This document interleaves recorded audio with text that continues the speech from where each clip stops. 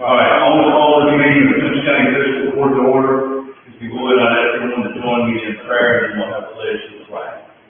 Dear Heavenly Father, we thank you for the day that you give us. The Lord, we just stand that you lead us and guide us there at this meeting. As you're seeing things around us kind of in turmoil, Lord, we know that you're in control of everything, regardless of what things look like around us. Lord, we just ask you to lead us here in this meeting, the older people here in this county, watch over our first responders. And Lord, we thank you for all that you've done for us, and most of all, we thank you for your Son, Jesus Christ. We ask all this in his name. Amen. I pledge allegiance to the flag of the United States of America, and to the republic for which it stands, one nation, under God, indivisible, with liberty and justice for all. All right. Sheriff, we had Jackie Hunt on the agenda, was going to come and talk to us about the HIPA program and the South Central Drug Task Force. Have you heard from him this morning? I have not, sir. Is there anything that you would like to say about it? They come back. If he comes in, we'll let him come up and speak and talk all. Briefly, the HIPA program is a great program. I was working on HIPA when I was drug task force director. That was 8 years ago. That's how long we've been trying to get in that. It's a major initiative. When you hear it takes a Congress approval to do something, that's an old saying sometimes. It actually takes Congress approval to get it HIPA. If you're chosen by your state, it goes to the federal level. On the federal level, Congress, and now we'll let so many people in. Most of Eastern Kentucky has been what's called HIDA counties in the past, high-intensity drug trafficking areas. What HIDA does is it brings more resources to our drug task force, gives them some federal authorities and some federal money to back that up. So I'll leave that to Jackie to talk to you about at some point in time. Yeah. But it's a good thing. It brings overtime money and equipment. It covers a lot of things that Simpson and Logan County just actually financially can't cover. Exactly. Yeah.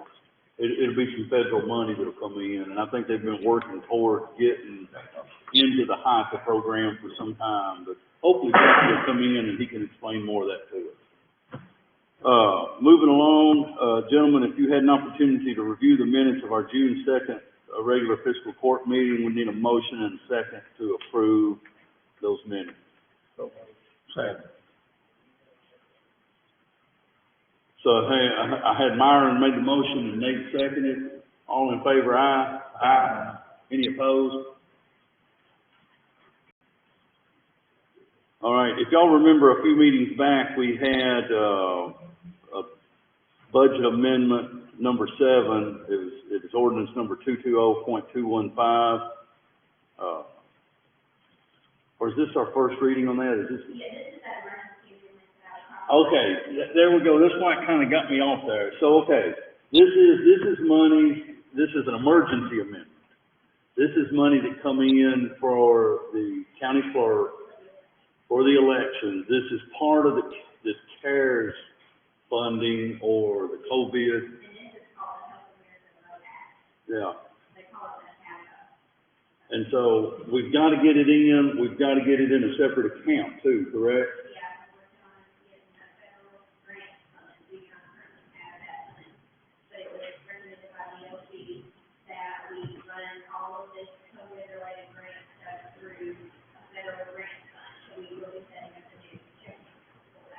And this one amount, I haven't pulled it up on here, but it's $7,600, isn't it? How much? $7,680. I knew it was 7,600 something. So I guess I was going to talk about this more during my reports, but we'll talk about this here. This will kind of tie into, I told some of you about the CARES Act money that has been allotted to us. It looks like that's going to turn out pretty well, but it's going to have to be in this separate account, the same as this money that's coming for the. because we need to reflect, we just got it, but we need to reflect it in this current fiscal year rather than waiting until the next fiscal year. Yeah. And we have not got any of the CARES money yet, so we're doing that going forward. Yeah. And so, but that's the reason that this is on here. We've got to get this done. We've got to get it in place to be able to account for this money. And then as we make application, we'll send in an application and we'll get that in. I'll talk about this a little more later, but then we'll have to do a resolution to participate in the CARES money. We'll do that resolution at our special call meeting on the 29th because we've got to have our application in before we do the resolution. But I'll talk about that more, but this is that emergency amendment. And this will only involve one reading, and if you go back to the emergency, where you all need that resolution. Where we had the state of emergency declared March the 17th. So you're declaring emergency, which obviously is second reading. Yeah, it doesn't have this first reading, and, of course, the reason we're having to do it as well is because in June, I mean, we're at the tail end of this year. We don't have time, even if we met today, in June 29th, the advertising window is not going to allow us enough time for our paper to make that work. So I brought it up with DLC, Bill Rose, the financial director, and he's already aware of it. He said it's an option, you definitely can do it. Do we need to authorize anything in the motion about you opening up the I budget would account? suggest, the approval of this emergency budget amendment, and then also reflect on that resolution, that you all have already done with declaring the emergency budget. It was an executive. Well, it was an executive order. That was an executive order. I think here all we need to do, and I think Marty, I don't think it hurts to do what you're talking about, is we will approve this, budget amendment number 7, ordinance number 220.215, and authorize the opening of a separate account for these CARES Act money. So much. Yeah. All right, so Marty made the motion, Myron seconded, all in favor, aye? Aye. Any opposed? Uh-oh. You need a roll call. Oh, I'm sorry, ordinance has got to be by roll call, I'm sorry. Nice try. We tried, the ayes and nays are good to expedite, but, I guess on the ordinances. Marty Sanders, Yes. Myron Curtis, Yes. Nathaniel Young, Yes. Scott Hudson, Yes. Jason Barnes, Yes. thank you. All right. Very good.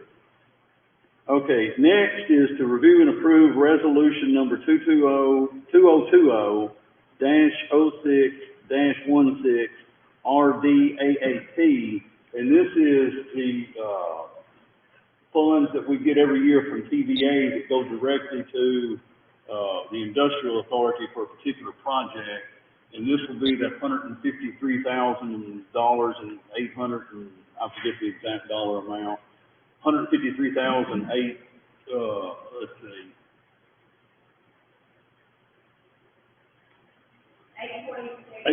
846.15, and this will be money that'll go from, it comes to the TVA, we're just a conduit to get it from the TVA to the industrial authority, and this money will be used to install, utilities along what will be named Ronnie Park Boulevard and the Henderson Industrial Park. If y'all recall last year, these RDAP funds were used to build that new road in the Henderson Industrial Park, and the money we get this year will be used to install the utilities along that road. So, but we do have to have a motion and a second to enter into this resolution and authorize the judge to sign it. Are they changing our money? No, this was a brand new road that got built in the back end of Henderson Park. Okay. Yeah. Well, I'm gonna go ahead and plug it again. We need that Eddings Road over there. We don't have to cost some money. Yeah. It's gonna have to be wide. It goes to Eddings Road. It goes, I guess, from, is that Garvin Lane to Eddings Road? Okay. Like I said, that Eddings Road, Yeah. when they go to doing this and they start putting that traffic out on it, it's gonna make it worse. It's gonna, that the industrial board needs to be doing that as soon as possible. Yeah, absolutely. I think that road, I think there's not gonna be any heavy truck traffic on the Eddings Road. Well, it's gonna be posted, no truck traffic, Well, so yeah, posted. we'll, Good luck with that. Lots of roads not supposed to have truck traffic. Well, if anybody that lives in those apartments worked in that, over in that area, they'd be going around that road instead of going out on 100 into it that way, so, you know. Yeah. I mean, there will be pedestrian work traffic coming in and out of Eddings Road with this connection. It's not even other safe enough for that. Right, really, you're right. But I'll make a motion. All right, so Marty's made the motion to enter the resolutions and authorize the chair to sign. Nate, did you second? All right. Any discussion? All in favor, aye? Aye. Any opposed? All right. Next is, to review and approve the aging service program for fiscal year 2021 with the Brad. I'm not sure if this requires my signature or just a vote. But I think it's plugged into the budget as Pam said, we've done it every year as long as she can remember. I know we've done it last year. It's been going on a while. It's an amount of $1,500 that we send to the Brand for the aging service program. It was plugged into the budget that we currently have, or the proposed budget. So we just need a motion and a second to approve this aging service fund for the Brad program. Motion by Myers, second by Scott. Any discussion? All in favor, aye. Aye. Any opposed? All right, next on the agenda is just to acknowledge receipt of the fiscal year 2021 soil conservation budget.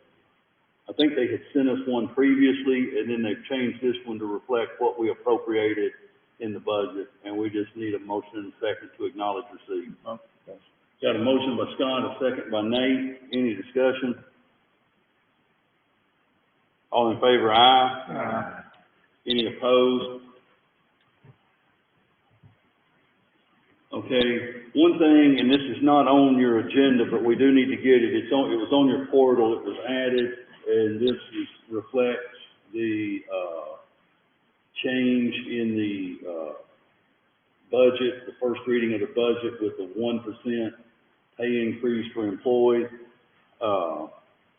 So we do need a motion and a second to approve resolution number 2020-06-16 EMP, which simply reflects the change in pay status of the 1% for all of the employees that are directly under the supervision of the Judge Executive's office. It has Judge's office, fire department, planning and zoning, all of that. Got a motion by Marty, second by Myron. Any discussion? All in favor, aye. Aye. All right. Next, gentlemen, we have discussion. Sheriff, if you would ask Mr. Noto Giacomo to come in. I don't know if we're at here. Discussion of XYZ CBD grant. If y'all recall, a few meetings ago, we had a discussion about collateralizing the $1 million. It's a grant loan. I mean, and the way this works is the county gets the money. It essentially goes over to the industrial authority to be used by the XYZ group. The XYZ group has a 7-year amortization to pay that money back. But once that money's paid back, the industrial authority has that money to use for other projects. But as we discussed in that meeting, in the event of a default, meaning that we draw this money, we don't get but so much paid back, whatever's not paid back. In other words, it's $1 million grant. If $1 million was drawn and $200,000 was paid back, the industrial authority would get to keep, I guess, the $200,000, but the $800,000, we would be on the hook to send that money back to the state. So we had worked on and talked about the collateralizing of that money, and of course I met with Tony and with Denny, and at the time we talked about that, we were under the impression there was a $500,000 note at Franklin Bank. Since there's an additional 175. And so the discussion was that with the additional 175, if the grant, if we write the agreement, and Sam's been in the talks with this, if we wrote the agreement to where they would only be able to utilize up to $825,000 of the $1 million, would be the same difference. You know, you guys had authorized me to take care of this agreement as long as we were collateralized. I asked Sam about that situation, and he said he felt like that needed to be a discussion of the court before we changed that discussion. So The reason for that, just sort of clear, is it's completely different than what was discussed the last time. And I figured for any, either go forward or not go forward, this is completely, it's so different than what was originally passed by you all. I thought you all needed to weigh in. So, yeah, Tony, and for those that don't know, and you correct me if I say your last name incorrectly, Tony Nocor Giacomo? Close as I can. Yeah, up to the mic. Good morning. So just a couple clarifications. The Community Development Block Grant, which I've been working with the state since the latter summer of 2018, when I went into contract with Mr. Larry Collins to acquire that piece of land at 1401, now 1401 Steel Road. That was one of the contingencies of me going hard and buying that land, was getting the block grant, which we as XYZ had to be awarded to federal government, to the state for that. There are certain criteria that we had to make in order to get that.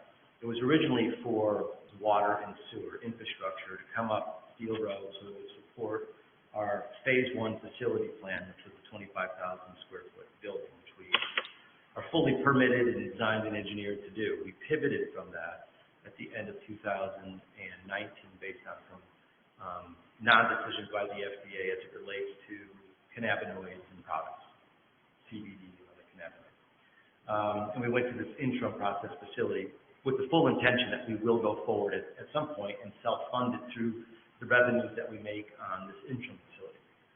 Now, that being said, the Community Development Block Grant, Gabe Nickel, who was the branch manager for the Community Development Block Grant, who I've been working very close with since 2018, and we finally got awarded the grant in August of 2019. Judge Barnes and I signed a binding agreement, which basically meant if we went out of business, the county wouldn't be on the hook for paying back the money, even though it was for infrastructure, because the grant is only as good as the number of employees that I hire, create employees specifically from Simpson County. So the money doesn't just get, money comes from the grant, federal government to the state of Kentucky, which is awarded to me, flows through the county, through the Simpson Industrial Authority, and it goes directly to the vendor who I've chosen in this case now for the equipment. So the county has first lien and ownership essentially of that equipment. The grant total is $1 million. Now, as and when it's a typical deal that the state had directed us, they originally had our attorneys, Mr. Randy Heinrich, who I know Sam has been in communications up until about a week ago, was that you have 7 years to pay back the $1 million at a 2% interest. That's like the benefit I get as the business owner in getting that grant. What it allows me to do is to generate revenue and then being able to pay down the principal of that. The windfall, obviously what it should be for the county, is that $1 million, when it is paid back, is the county, providing I created the job. So the state will still come every 2 years and audit me to ensure that we've created the jobs.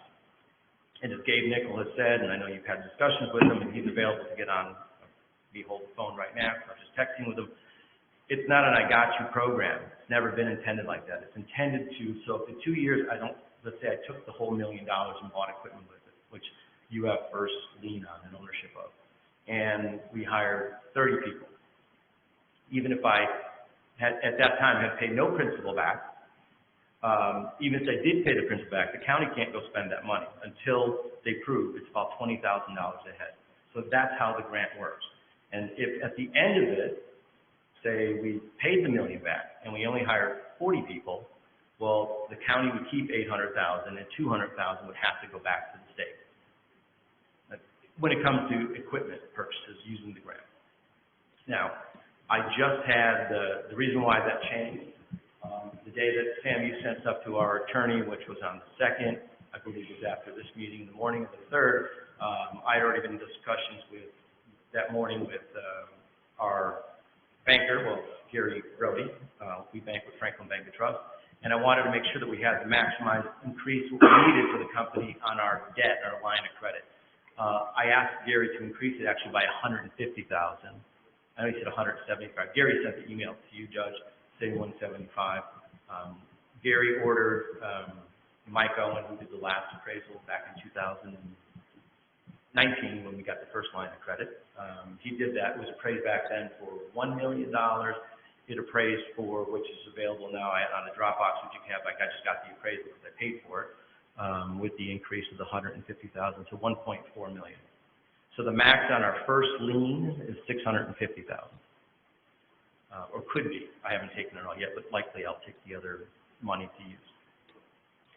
So there is the county in the discussions that we've had in negotiations, I guess, on the lease agreement was that it would be $650,000 first lien, and the bank has agreed that we can have a second lien on it for the remaining.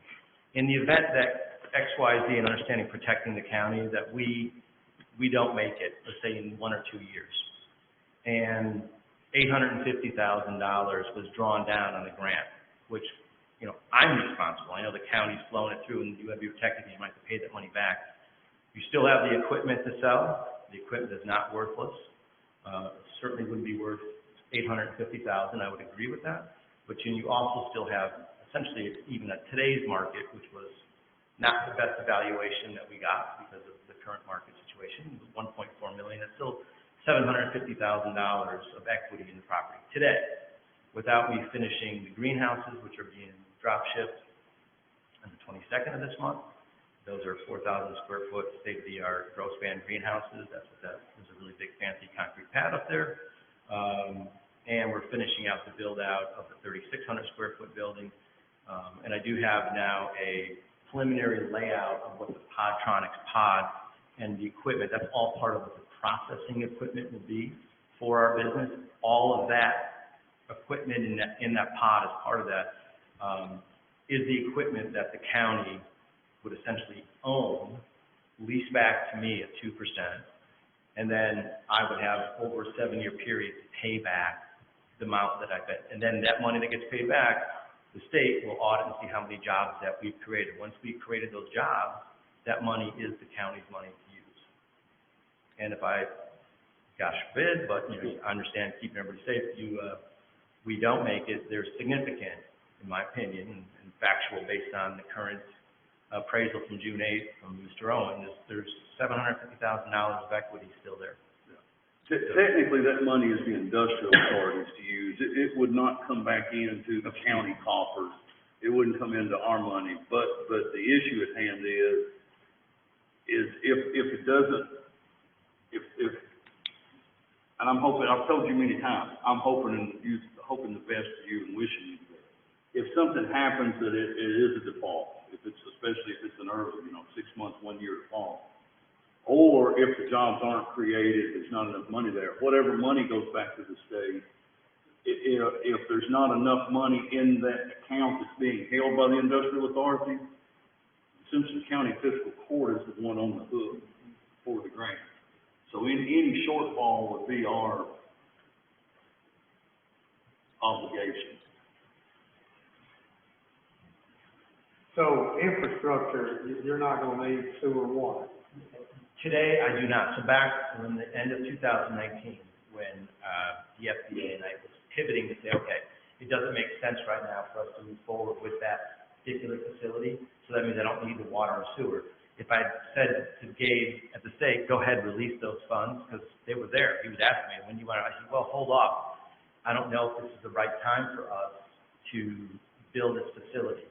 So he said, well, thank you for that. He appreciated that because other companies had taken grants before and gotten themselves into some financial issues. So I absolutely intend at some point to build that facility. We spent a lot of money and time getting that designed and engineered. It's a shovel-ready project. I mean, I've got the stamp blueprints in my office at my house. At that point, what I had suggested, there's two things that we say in the next 2 years, we want to build that facility. It's ready to go. If I pay back the $1 million in that 2 years, because we have the option of paying principal or interest. The judge want to make that clear too on that. That's in the contract in section 3, subarticle D in there, right? So let's say we've made enough money. We're doing well. Let's go build the building. Well, I'm going to need water and sewer. And originally I was having these discussions with Denny when we drew up the initial lease agreement based on the direction from the state. Was that, okay, so maybe we can use those funds to put the water and sewer in, right? Or I'd have to go apply for another grant, or we would have to write the check at the company and bring about $700,000 to $800,000, which is, I think, is going to be the real cost, less the money that goes to the Brad. Yeah, and out of the money that in that $1 million grant that we were awarded, about $30,000 of those dollars go directly to the Brad for their administration work. So, gentlemen, to me, in our discussion, when Tony and I and Denny talked and Sam and I talked, the only difference that I think today from what we discussed some time back was this additional loan amount at the bank. And you 150. So it's 150 and done. And they would verify that at 150. Because the email I got was 175. I know. Gary, I think Gary put in what, if I didn't want, I said, okay. I originally asked for 150. So, you know, Tony had thrown out the idea that, hey, if that makes a difference, we could limit the amount of grant money to be borrowed to the 850. So the 850 and the 150 is still at the $1 million range. But Sam said with that change in it, he felt better that we discuss it in here instead of just signing the agreement. Well, just because it's different from what y'all voted on, and I didn't want you all thinking, y'all need to speak with one voice on this, and in the spirit of transparency and clarity, I would better let you all weigh in on this. And you're still willing to limit the grant proceeds to the $850,000? Yeah, because I have the final vendor and the details. We'll have to add that into the lease agreement as an addendum, like specifically what those pieces of equipment. So when I request a draw to you, Judge, that goes up to which would essentially net you roughly $820 out of that, because 30 years going to the bank. Correct. So I'm phasing it out because there are opportunities that have been presented to me today because of what's happened in 2019 and obviously 2020.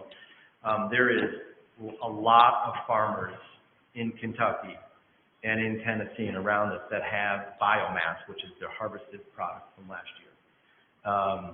They've been holding on to it, storing it, which is expensive, it's degrading, and they want to somehow do something with it. Well, there are some groups out there today, and I say groups, a couple of very wealthy folks from that are the real estate business that I was introduced to that are buying the biomass, and they're just looking for people to process.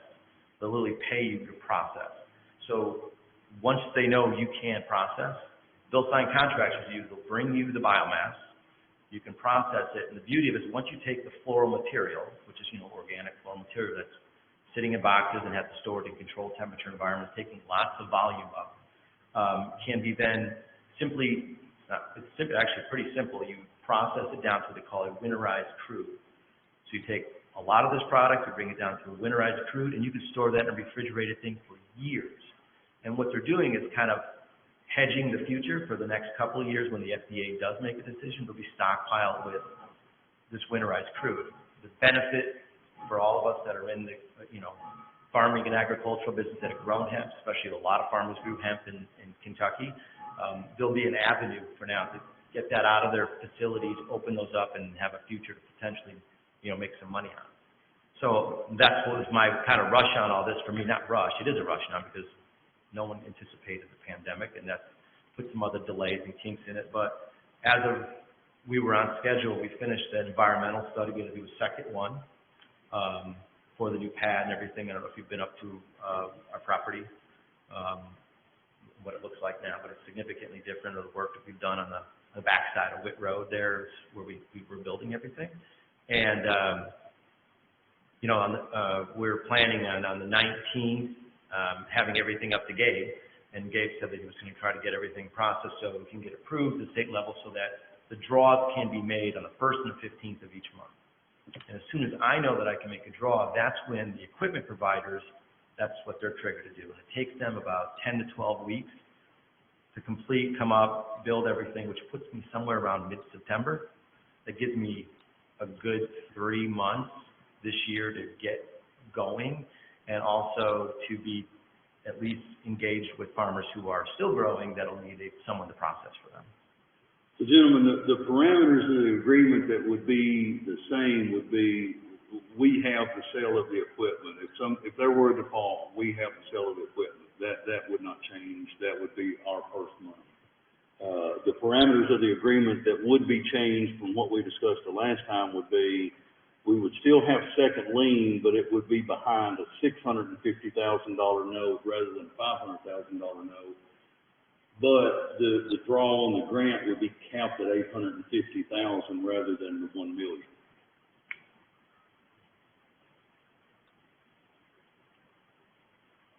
So basically, you have, how many dollars worth of equipment are you going to buy? Are you going to buy $1 million worth of equipment? I'll easily get to the 850. Any additional? I mean, when you go buy an equipment, and it's not, at least for the business, I mean, you know, that's what, 30 cents on the dollar if you do that in that equipment, you know, it's hard when you sell an equipment that, you know, that's probably about what it would bring if you sold it. I really don't have a problem, but if you got 750,000 collateral in a building, is that the number? But there's only 600, will only be 650,000 in first lien, second lien, as of today, June 8th. Okay. With the appraisal of 750. And that's the part we. Well, yeah, here's the thing you have to think about, Yeah. Marty. And I want you to know this, Tony. When I say all of this, my first obligation here is to protect the taxpayer of Simpson County. My second obligation is to help you get jobs created for the people that live here in Simpson County. But, so let's say if there is this default and there is $650,000 note, there's going to be that note plus interest plus all of the costs associated with the sale. So that $650,000, if that's maxed out, it's probably going to be closer to 700 or 720 in that range by the time you do that. If there is then, if the land were to bring the 1.4 million that it's appraised at, then there's going to be just under 700,000 left there for the second lien. Plus then, if you're right that the equipment brings 30 cents on the dollar and it's 800,000, you're getting 240. So then you're at $940,000 between the second lien and the equipment. And at that point, he's also going to have paid something. And this agreement would not be between the county and XYZ. This agreement would be between the county and the industrial authority, that all the revenues paid back, the industrial authority would have to escrow until this deal was over. So if there was any balance there, they would have to use any of that money to help offset any cost. Well, the only point I was making, if it's, say, 700, this grant's 850, that leaves 150,000.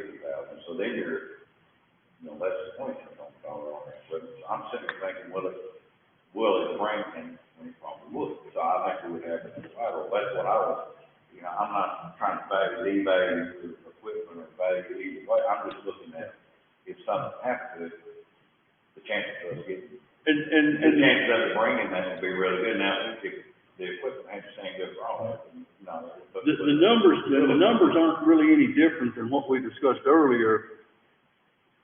It's just we're having to count one and change the other. But it was enough different that council said, hey, we need to discuss this again before we sign this agreement.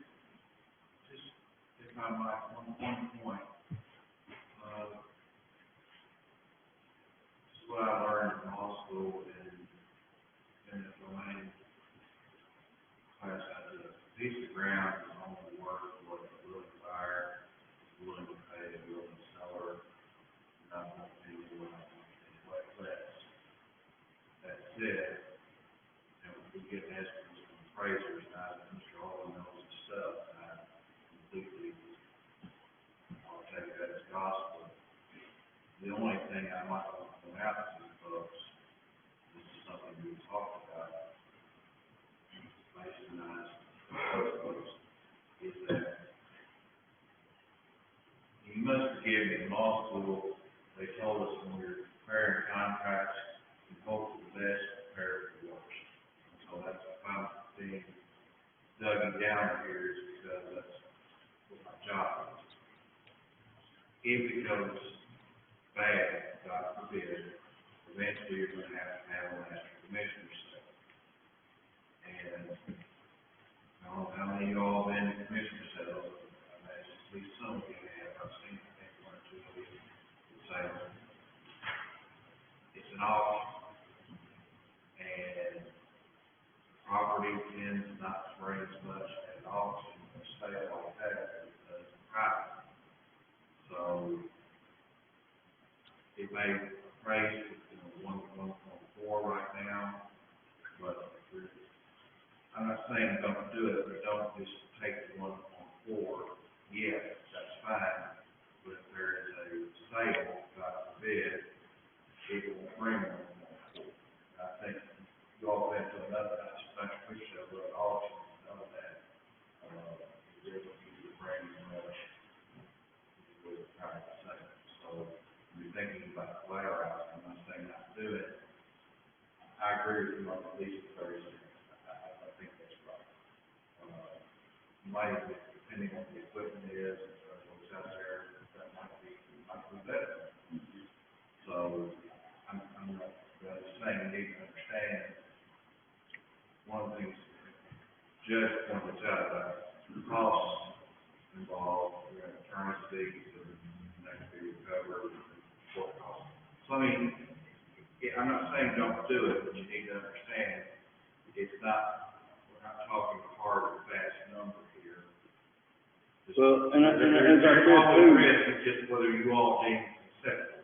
yeah, as I said too, we're not really changing the dollar amounts of what we've previously voted and agreed to. It's just the way they're gonna be structured is a little different than what we had discussed. Well, as you go along, you're gonna, I mean, it's not like you're not gonna pay anything from this for 7 Yeah, years. so- You're gonna be Yeah, it's paying gonna start, yeah. Well, right, but day one, we're not paying principal. Right. Right, we have the option in the agreement, that's what we have in there, that we and that was last week, we had a little bit of, we had a discussion, I was like, wait a minute, because in the contract that we had kind of finished, except for adding in the additional, now 150, and this is traditional in these agreements through the state, that's why it was drafted up the way it was drafted. We put in writing, we say, for the next year, we're going to pay interest that allows us to build the company, make money, not just start off paying $12,000 a month. I would never do that deal. It'd be bad for us. We would go out of business. It doesn't make sense, right?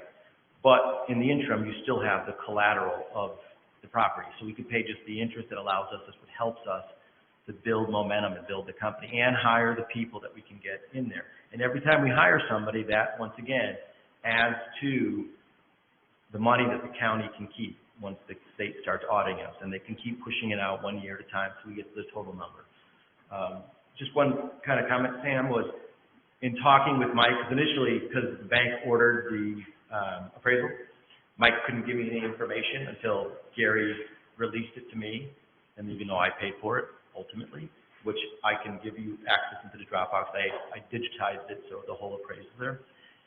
Mike said basically based on all the land that the Industrial Authority has available north and stuff, that the prices, the way he did it, was almost at a auction price. So the 1.4 million, I'm not getting any credit, by the way, for the fact that I haven't finished, like, the greenhouses. The big building that's there, the 3,600 square foot steel building, you know, we're getting ready to pour the floors. I brought 3-phase power that I paid for to get onto the property. That's getting it pulled to the panel. So those things, he gave me a little bit of credit, but not much. So the price actually should go up. Understand there are additional costs, et cetera, in the event that we fail, which, you know, I know we have to talk about. Marty, you're right, and any payment made, whether it's interest or principal and interest, will all escrow with the industrial authority. That just makes it the collaborative. Right. And the industrial authority has agreed to hold that money in escrow to use to offset any cost. So, but I mean, we'll have to sign an agreement with them saying to it, but you know they're gonna agree to do that. And one other point, and Marty, this is so, on the equipment, I would agree, the pumps, the chillers, probably 20 to 30 cents. I mean, they're pretty standard. The actual processing equipment is valuable amongst a lot of different verticals. It's not just for hemp processing. That equipment, which is the cord and even the Podtronics pod, which is part of the equipment, it'll sit on a concrete slab, which is completely expandable and you can move it, right? That is worth a lot of money. The equipment does not go down by 30%. I can't guarantee you what it is, because it takes time for those manufacturers who are in the U.S.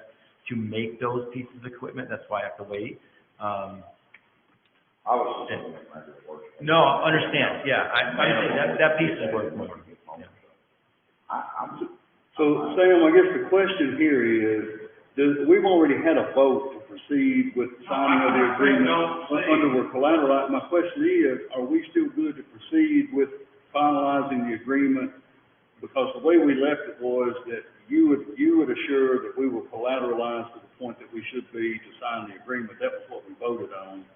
Does this require a new vote, or are we still good under these conditions? I think you take a new vote just to be clean and make sure, and I'm not saying don't do it. Right, I understand. And I'm not. So, We a vote to proceed forward, because we still have that, I don't want to vote on it. Yeah, contract, that's in front of me. But, I mean, I'd like to have the contract in front of me, even though, just make sure that everything is in there. I don't want to hold anybody up. See, there were like some conditions in there. Yeah. And we're not going to go forward, we go forward conditionally, these three items. And so does everyone understand the change in the conditions we're talking about? So according to the counselor, then what we need here is a motion and a second to proceed with those change in conditions. Motion by Marty, second by Nate. All in favor, aye. Aye. Any opposed? Motion carried 4-1. We'll get the agreement together. Great, and I appreciate your time very much. Thank you. All right, thank you. I see Jackie Hunt slipped in on us almost at 8:30. We'll back up and let you talk to us about the drug task force. Look at this. Come here and get one of these sheets here.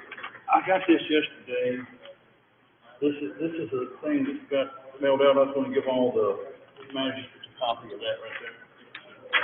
This is not part of Jackie's report. This is interesting information. Jackie, we're glad to have you here with us.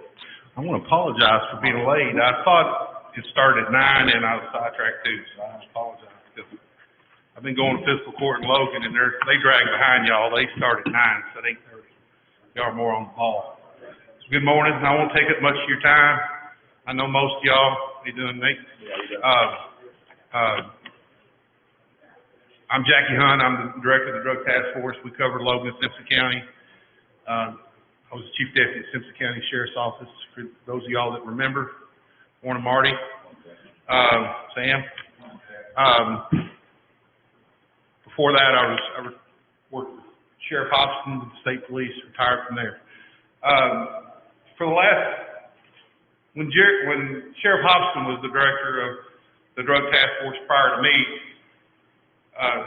him and I talked about the need for Simpson and Logan counties to be part of the HIDA program, because we have been part of it as troopers. We saw the significant value for the community. He started a process with them, and then when he got elected sheriff, I continued that process, and I've been pursuing it for the last several years. And it's a really hard nut to crack.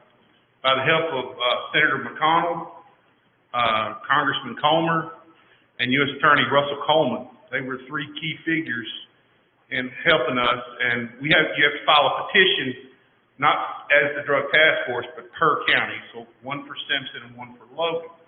And HIDA stands for High Intensity Drug Trafficking Area. And it's where they see a need for additional federal funding for an area, a lane for drugs. You know, we've got a really good community here, a good place to live. We've got our drug problems like anywhere else, and we fight hard to keep it down. But mainly, one of the reasons they picked us is because we're in a corridor of where drugs flow up from Mexico. And that's not a political statement, that's just where they come from. You know, from our southwest border, our California, Texas, Atlanta, those places, they filter up north and they go right up these major interstates and some of these back roads. And I-65, as y'all know better than me, runs right through Simpson County. And there's thousands upon, there's 10 times the population of Franklin comes through Simpson County every single day. All walks of life. A lot of families, a lot of good people, a lot of people just traveling, a lot of drugs. You know, at the Drug Task Force, we get our money, as y'all know, through some local support, through the county, through the city, governments, and we get the large portion of our money comes from a federal grant called the Burn Jack Grant, and it has for years. And that's a grant I have to reapply for every year, and we get awarded a certain amount of money, and that's what establishes my budget. And my members are made up of people from various police departments, including the local, or Simpson County Sheriff and Franklin Police Department. I'm just kind of giving y'all an overview kind of this. Y'all may not already know a lot of this stuff, but what HIDA does is it's a lot of counties in southeast Kentucky, and I think Congressman Rogers had a lot to do with that back in the day. When they first kind of started up this program, they just kind of let counties in. Well, then it's kind of like they just stopped, and then it became literally an act of Congress to get in. The decisions are made in D.C., they're not made here. And there's different HIDA programs across the country. And I've got us aligned with the Appalachia HIDA. This year, there were 15 counties in the United States that got picked for HIDA. And Simpson County was one out of 15. And so was Davidson County.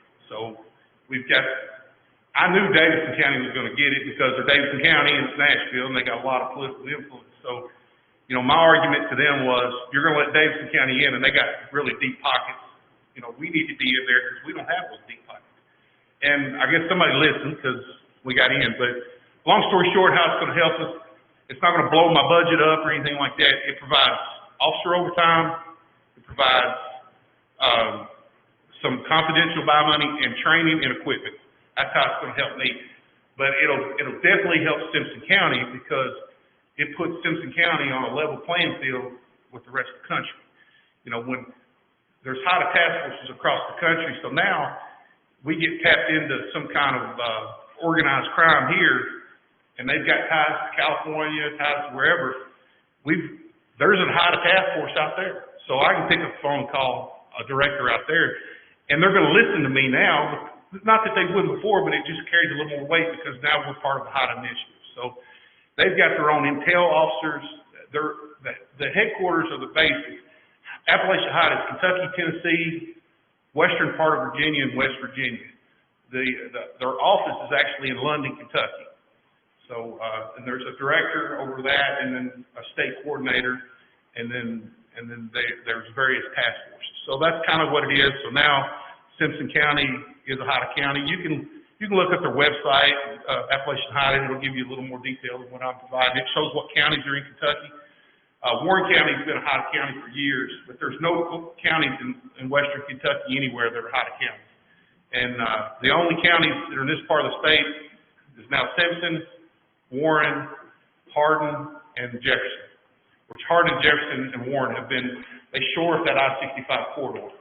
So that's kind of where we come into play because if you're coming from Nashville to Bowling Green, you got to go through Franklin, right? So that's where we're at now. So Logan County was not a... Yes, they're picked too. So I didn't mention Logan, okay. But yeah, now Logan and Simpson's part of it. So all of the South Central Kentucky Drug Task Force. The whole drug task force. I was really hoping, and you can quiz your sheriff on this, because he knows a lot about this. He can be able to answer any questions you have, because he was part of it and he knows how hard it is to get into this too. But Logan County kind of got in for a different reason, because they're kind of part of that. There's that I-24 corridor. It doesn't go through Logan, but it goes through certain arteries that come up through Logan. So that was kind of a different reason why it got, because I-24 that shoots off that way and goes up to Kentucky, that's also a major drug corridor. So it kind of got in for a different reason. I was hoping for one county. I was shocked that we got both counties. So it's, I can't complain. So anyway, I just wanted to kind of drop in and kind of give you all an update on that. So I don't think any of the actual funding is going to kick in until next year at some point. I mean, I don't know really when, because they're going to meet in August for like a budget meeting or whatnot. But as far as of now, we're part of Appalachia High. So, anybody got any questions? That's good news, though, Jackie. Okay. Yeah, All right. yeah, Well, appreciate what you guys all do. Y'all need anything from me, just holler. All right. Thank you. Thanks, Jackie. All right, gentlemen, moving on to financial business. If you had an opportunity to review the budget transfers, we need a motion and a second to approve those transfers. Second. Got a motion by Meyer and a second by Nate. Any discussion or questions? All in favor, aye? Aye. Any opposed? All right, next is, you had an opportunity to review the bills and claims. We need a motion and a second to approve those. Motion by Marty. Second by Scott. Any question or discussion? All in favor, aye? Aye. Any opposed? I only ask any opposed because I can't hear that I'm hearing four voices at a time. I do good to hear one at a time. Next is if you had an opportunity to review the May 31, 2020 financial statement, I need a motion and a second to approve that, subject to audit, and authorize the county treasurer and the county judge to sign that document. Second. Motion by Nate, second by Myron. Any question or discussion? All in favor, aye? Aye. Any opposed? All right, moving on into reports. I'll back up and talk a little bit about the special account that we talked about earlier that we're having to set up because of this money that come for the clerk's office due to the COVID. I think I made all of you guys aware that Simpson County had been appropriated a certain amount of money. When we were appropriated that money, at that time, I had no idea what would fall into that, what would qualify, I didn't know if we would get all of it, half of it, or a dollar of it. Since that time, Nicole and I have been in several Zoom meetings and phone conferences with folks from the state and the DOG about what qualifies and how this all works and all of that. So first thing is we're getting an application together. Simpson County will have to submit an application. We'll get that in. We should get it in this week. Once they get that application, the next thing we have to do is adopt a resolution saying that we will participate in the CARES Act money. We'll have that resolution all ready for our special meeting on the 29th. Then you have to send in reimbursement forms. You can't ask for money that you think you're going to expend because of COVID. You have to get reimbursed for money already expended. So you'll have multiple applications, and the time frame is running from March the 1st to December 30th. Don't ask me why it's not December 31st, but it's December 30th.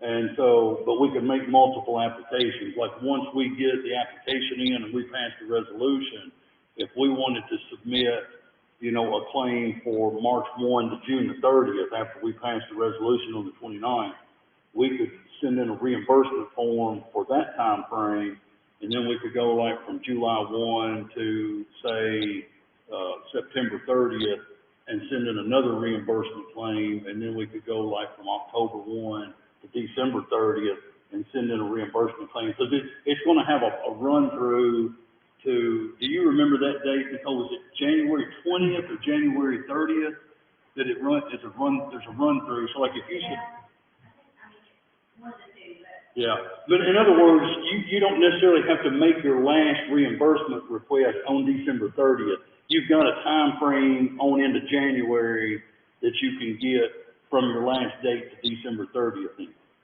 So the guidelines to it, there's a few that's kind of odd, and I've been documenting everything by email, putting it all in folders because there's some questions been asked in the Zoom and phone conferences that once they're asked and they're answered, I felt it was good to have clarification on, so we've sent it in an email format so they could answer back and we could print out and keep it all in a printed format. But we've got a pretty good handle now on the things that will be reimbursable expenses. As Nicole has learned, the money's going to have to be put into a separate account, but then it can be we think, we're still working on finding this out. We think then it would be like line item transfers that you move the money from one place to the other. I guess the biggest catch on it, and they said this more than once, and that's why I sent this one particular question in on email format, that the money, every reimbursement form is at the discretion of the judge, and the expending of these monies are at the discretion of the judge. Don't ask me why they said that, because there was one particular question asked: what if the magistrates don't agree with what the judge does? And the lady from DLG said, that's tough. So, but I'm saying all that to say that's where they're doing it, but obviously we're not going to just chuck this money off unless you guys know what we're doing. And the main thing is, if we're able to get the money like we think, the main thing is to have that carryover money that we would have had we not lost our revenue that was built in and designed to carry over to be able to cover the retirement. That's the biggest issue right there. So at this moment, I can't tell you again how much of this we will get, but it looks pretty good right now. So we should come out okay. What we hope is that our local business owners fare as well too. And honestly, I'm going to make another call to the Attorney General's office today. I'm still waiting on the formal opinion from the Attorney General as to whether I can actually issue an order that would supersede the governor's order. And what I mean by that is, while yes, we do have things opening up, I'm of the opinion that we should be allowed to open at 100% if the business owner wants to open at 100%. Yeah, and so I have contacted the Attorney General's office, I know 2 more times since I originally requested the formal opinion. I still haven't gotten that opinion. So I'm going to press them again today. I'm not expecting to get an opinion, but my point being, you know, we've had the big box stores open continuously through this, and you're still telling some of your small businesses they can only open at 33%, a third of their operating capacity. It's hard enough to make it in business operating at 100% operating capacity, much less to be stifled down to 33%, a third capacity. So, I want the people to know, number one, that I am, and this fiscal court all is working hard to get everyone open and moving back at 100%. And I've said it over and over again. The thing there is, if we were open at 100% and you didn't feel comfortable getting out, you shouldn't get out. You should stay in. You should be respectful of other people when you're out, and you know, that's good advice for all the time, not just COVID-19. Just be respectful for other people as you get out. So that leads me into, I will share the district report. As of yesterday afternoon, we are at 60 confirmed cases in Simpson County, 40 2 of those have recovered. And obviously, we've had 3 deaths reported in the county. So that means currently there are 15 active cases, meaning that those individuals are either in the hospital and or still under their quarantine period or isolation period by the health department. And I've had people ask me, well, how many of those 15 are in the hospital? The health department does not give that information out. I couldn't tell you how many are in the hospital, but just know that when they're in that isolation period by the health department, they have to be tested again, and a negative test come back. In fact, I think it's maybe 2 negative tests they have to have before the health department says, okay, you're good to go back out. So, you know, the one thing, in Simpson County being a small community, I'm sure that everyone in here and everyone listening on Facebook and otherwise will say, hey, I know someone that had the COVID-19, but I've seen them back out in the public. Well, don't be scared to death of them. If they're back out in the public, they have gone through the checks by the health department and they're just fine to be back out in the public and everything is good. This past Sunday, we had another rally on the square, another peaceful rally for racial equality. And I think the rally is fine. People have the right to protest. I think that is good. But I reached out to the Human Rights Commission about getting a smaller group together to discuss what issues there are in Simpson County. So this Thursday, myself, the sheriff, and Deputy Savage, what is your main actual title? I want to make it Detective Sergeant Savage. The 3 of us, along with the police chief and 2 other representatives from city government and 6 representatives from the Human Rights Commission and the school superintendent, are going to meet to have a discussion. And I think I have made a vow to the Human Rights Commission that every one of you guys would agree with, and that is that if we actually identify situations or problems or things that are going on here in Simpson County that is under the power and the authority of local government to change and make better, we will absolutely change that and make that better. I think every one of us in here would agree to do that. So that, we'll have that meeting Thursday at 3 o'clock right here in the courtroom. I've talked already about the special called meeting on the June the 29th. That'll be on Monday. So let's see, it's 2 weeks from yesterday. Will be, is that right? Yeah. So Monday the 29th at 8:30, we will have that special called meeting in here. I know we should have that agreement that we talked about earlier. We absolutely will have the second reading of the budget, which, by the way, did come back. The ELG checked off on it. It was just a situation that once we got it back from them, we couldn't get it advertised to be on the agenda for this meeting. So we felt if we're going to have a special call, let's just wait till later in the fiscal year. So if there are any financial things that need to be cleaned up at the end of the fiscal year, we'll know and we'll get all that on the budget. But it should be pretty simple, pretty quick and short meeting on the 29th. Also, 1 week from today is actual election day, and the only polling precinct open in Simpson County will be here in the historic courthouse on the downtown square. So all of the courthouse offices will be closed that day for voting. Now, for folks watching, from today through the rest of this week and next Monday, the 22nd, between the hours of 8 a.m. and 4 p.m., you're able to walk in and do early voting right now. I did that yesterday. Nobody went back. Yeah, quick and simple. It was just no time to do it. Yeah. So I encourage you, if you're concerned about what a crowd may be like on election day, and you have the opportunity between now and next Monday to get down here between 8 and 4, you walk right into the courthouse here. Like Marty said, it takes you 2 minutes. I would highly encourage it. Yeah. Although I'm afraid our voters are going to I'm thinking 10%. I'm not thinking what I'm afraid you're right. I'm looking at it. They've been doing this for over a week, and that was yesterday. I think they told me I was 201st or I think they had one day with 40-some people, and that's been the biggest day they've had. But at any rate, that's your voting opportunities. Please take advantage of the early voting, the walk-in early voting. We'll get through that. And, Sheriff, I've seen the jailer out there. Is he out there walking around?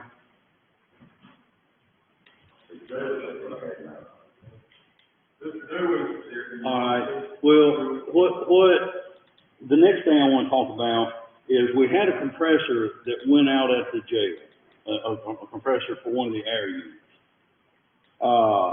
To just replace the compressor itself was going to be $2,800. To replace the entire unit, including the crane to set the old one off and to set the new one on, was going to be $7,600, but it comes with a 5-year warranty. They replace the compressor and get off the roof, and tomorrow it quits working, there is no warranty. So you're talking, what, $4,800 difference to get a 5-year warranty on a brand new unit. And it is the oldest unit. It is the oldest unit on the building. So, you know, Chad messaged over and said, what do we do? And I said, well, considering our financial situation, you know, we don't want to spend money we don't have to spend, but to me, it makes more sense to put a new unit there with a warranty for $4,800 additional dollars than to change out a compressor on an old unit that has no warranty. So it's out right now. It's out right now. And it needs changing. Right. It'd be the next budget where we're going to install. You have to order it. And It's not what you will have to order it. it may not be here. Okay. So is the rest of the units having to do more, or is it just? That particular unit does one sale, it's the only one that does one sale, so it's the closest thing we have to a negative pressure unit, so if we were to have an outbreak, that's what we have to put people. So it's kind of. So right now, they're just not putting anyone in that cell. Okay. Well, I agree with what you're saying. I was just sitting there wondering about. Yeah. Well, you know, it seemed like it was a big rush, but. Yeah, well, it wasn't an emergency situation, so I said we could talk about it in here today and I'm hoping to finally find a meeting and get the warranty on it. yeah. Does that require a vote, Sam, or is that just a maintenance issue that we just move forward?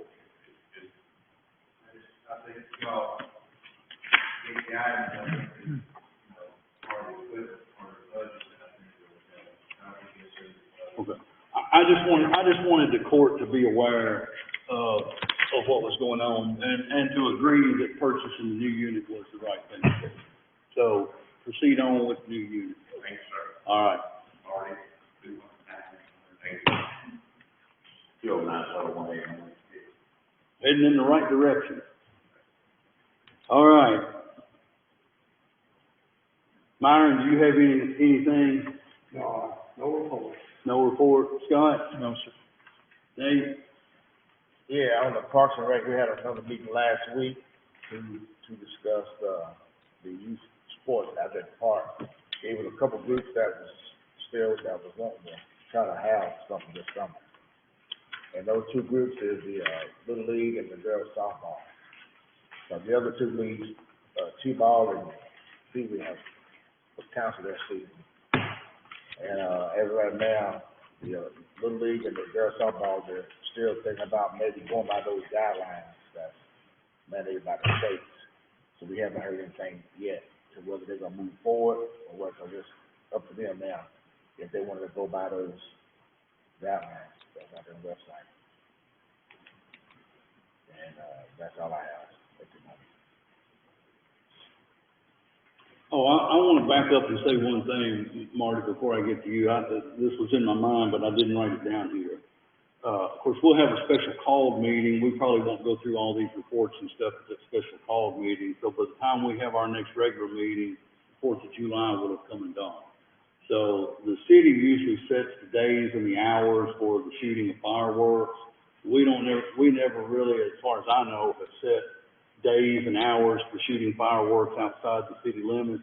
But I have heard over the years, several complaints of folks out in the rural parts of the county that people are shooting fireworks around livestock. I just want to encourage you, if you live close to livestock, please don't shoot that firework around that livestock. 'Cause, I mean, there's no telling what happens with those animals while all that fireworks and boom is going on. Be respectful of your neighbors. Yeah. Yeah. So I just want to encourage everybody, be respectful of your neighbors in the firing of the fireworks. All right, Marty. I was going to touch on the boat, I'm glad you did. If any of you all hear anybody talking about the fiber lines that they're running in, I was out spraying, one of my soybean fields, and I noticed, I don't know what that wire is, so I called Local Zach at Warner Electric, it's the fiber line. And I guarantee you my combine will take that out this fall. So if you hear anybody talking about the lines are low, just have them call Warner Electric. I don't want to tear anybody's fiber lines out. You know, some people have had to pay out of pocket to get that line to their house. I want to, if you hear anyone talking about it, encourage them to call Warner Electric. They'll have the contractors come out and look at it and make sure that the wire is high enough off the ground to get our equipment under. The second thing, and I've brought this up a time to court, and it's, been talking to them through, the 911 board and all, is the roads in the park are not named. And if somebody has an accident or whatever, if they had a name, it'd be easy to do an address point instead of a field. And, I know they're doing a memorial service for my friend Larry, his friend off, and, in a couple of weeks. I would really like for the roads in the park, one of them to be named after Larry Randolph, and the other named after Charlie Christmas. Both of them served years on fiscal court, they were very involved in youth, and I talked to the Amherst director, he would like to see those names, I'm sure. Sheriff or anybody else that's responded to their life, because the kids have lane and they need a point to go to, but I think out of the work that those two did on fiscal court and all the boards they served on, it'd be a fitting honor to have their names out there at the park. And I don't know if we need to just send word to this board to get these roads named, or we need a motion. I don't know what we need, but that's, I mean, if any of you have any districts or anything, let me know. Carter, can you speak to that? Can you speak to, can you guys just name roads through planning and zoning, or? Well, we have a system now whereby when a developer comes in, and they've got a plan, in their development plan, they have, their streets names, so-called, on that development plan. As you well know, we go through a preliminary and a final on those. In that preliminary, once it's accepted by the commission, then I have a system in my GIS mapping that I plug these names in. If there's any resemblance between an existing road and the new name, it'll flag it. And then I go back and request a change to that name in the next meeting. We're talking about naming roads in the park. Yeah, talking about naming roads in the park, and Marty has suggested we name one of the roads Larry Randolph Drive and one road, Charles McCutcheon Drive. Well, I mean, can you check those names and make sure that we're good with those names? I'm almost certain that we're probably good with them. Back a year ago, I met with Parks Board Director, Mr. Joyner, because we had no names out there. It was more of an emergency drive type thing. We needed to do something to get some names, designation points. And we put some names on the map. If any of you want to, you can refer to the GIS system and look at the map, and the roads have been named out there. Roads have been named in the park, Yeah, we've labeled some of the roads. but we've not put up road signs or give them official names, have we?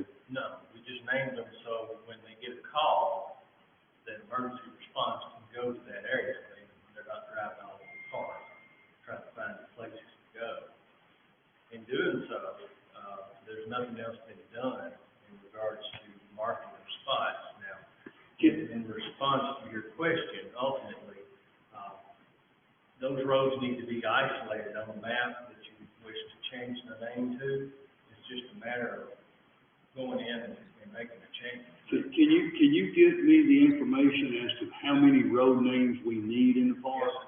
And we'll get that, and then we can figure out which roads to name. But I'm in agreement with you. Two of those roads, I'm good with having those names on two of those roads.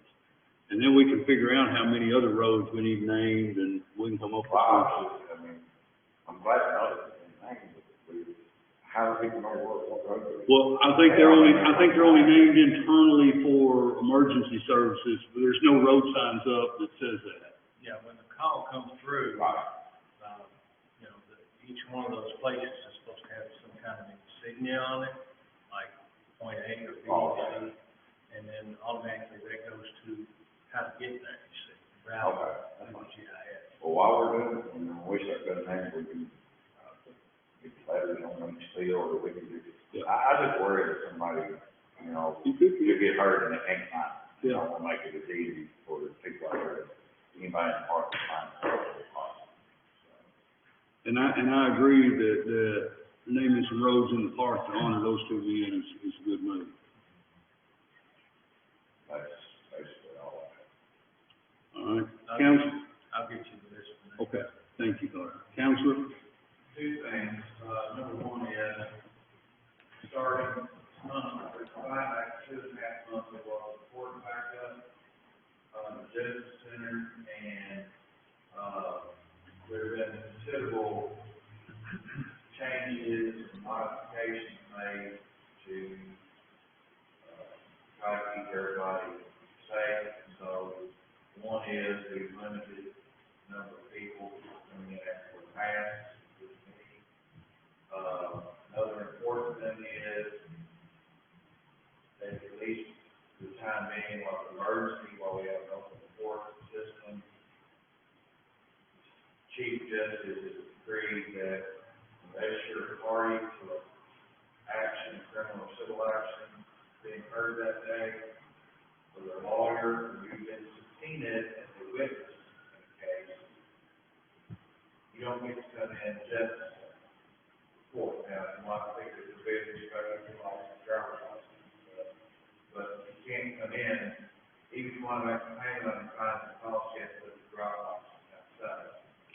So, you know, that friends and families and neighbors and stuff can't come in.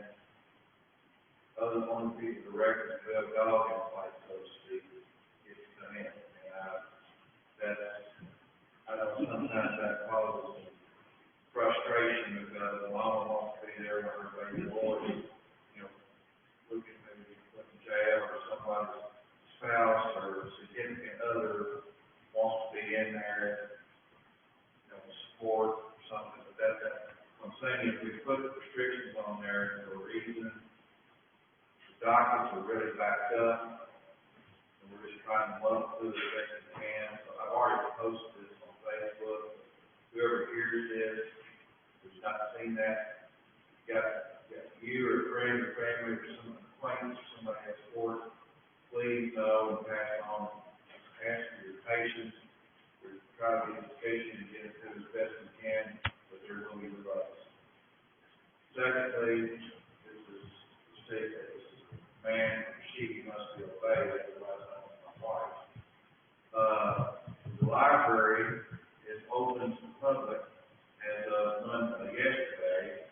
They're back in their original locations for the first time in about 2.5 years, over 2.5 years, maybe